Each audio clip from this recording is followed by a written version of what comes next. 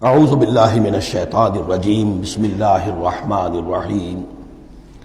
یہ دو صورتیں اس اعتبار سے ان کو ذہن میں رکھیے کہ خاص عرب کا جو ایک معاشرہ تھا، اس کا ایک کلچر تھا، اس کی ایک ثقافت تھی، اس کی تصویر ہے جو ان دونوں صورتوں میں آ رہی ہے۔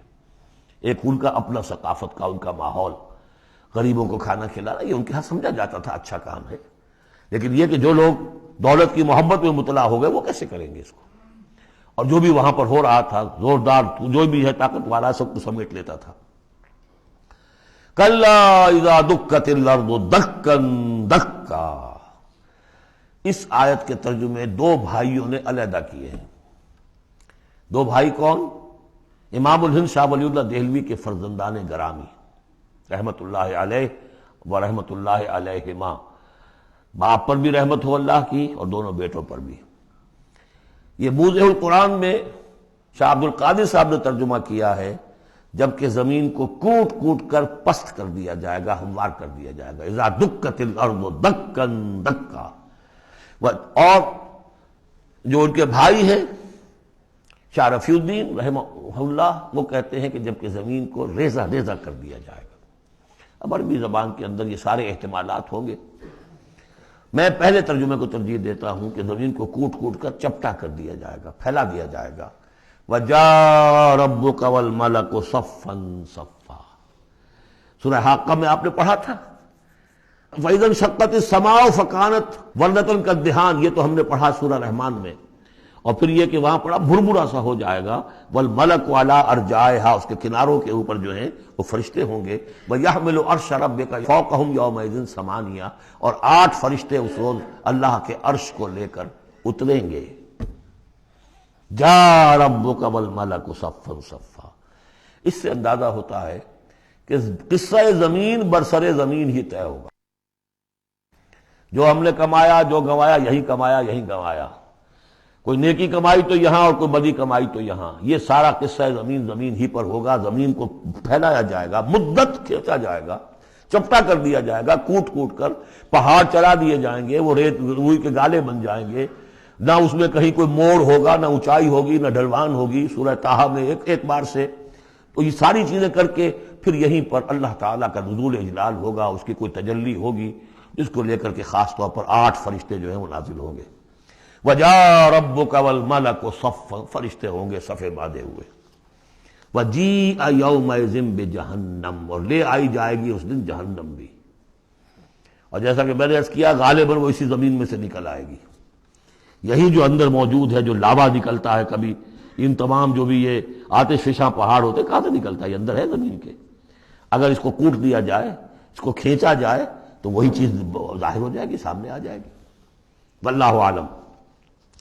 یومئذ یتذکر الانسان وانیٰ لہ الذکریٰ، اس دن انسان کو سبق یاد آئے گا، یاد کرے گا، چیتے گا وہ انسان۔ یہ شاہ صاحب کا لفظ تھا، چیتے گا انسان، یاد آ جائے گا اسے کہ وہ کیا کر کے لایا تھا یہاں پہ، اور اسے پوری نصیحت حاصل ہو جائے گی۔ لیکن اب یہ نصیحت کس کام کی؟ یومئذ یتذکر الانسان وانیٰ لہ الذکریٰ، اب یہ کس لیے؟ اب تو اس کا کوئی فائدہ نہیں۔ وہ تو دنیا میں اگر تم نے دیکھا ہوتا، سوچا ہوتا، حقائق تم پر منکشف ہوتے تو فائدہ تھا، یہاں تو نہیں۔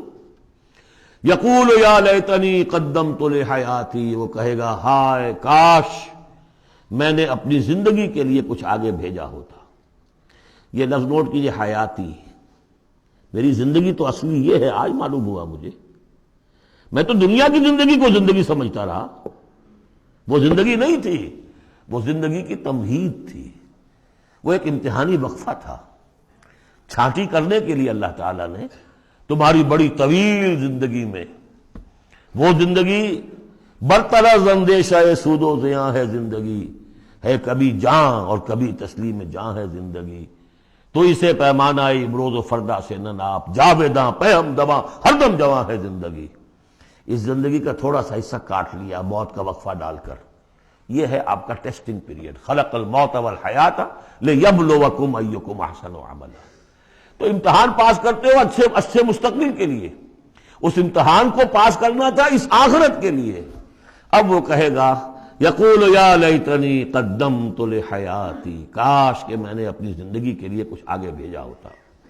فَيَوْمَئِذٍ لَا يُعَذِّبُ عَذَابَهُ أَحَدٌ، تو اس دن وہ عذاب دے گا کہ جیسا عذاب کوئی نہ دے سکے.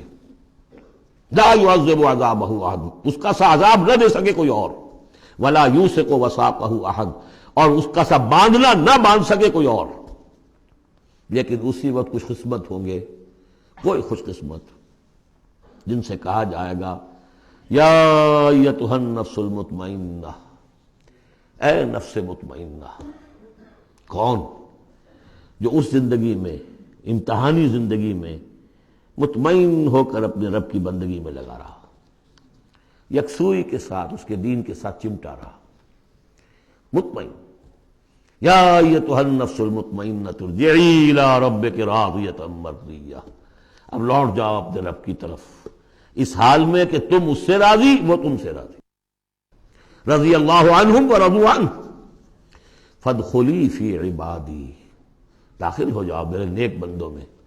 اولئک مع الذین انعم اللہ علیہم من النبیین والصدیقین والشہداء والصالحین. جاؤ ادھر جاؤ. فادخلی جنتی، اور داخل ہو جاؤ میری جنت میں. اللہم ربنا اجعلنا منہم، بڑی ہمت کرنی پڑے گی یہ کہنے کے لیے کہ پروردگار ہمیں ان میں شامل فرما دے. صدق اللہ العظیم.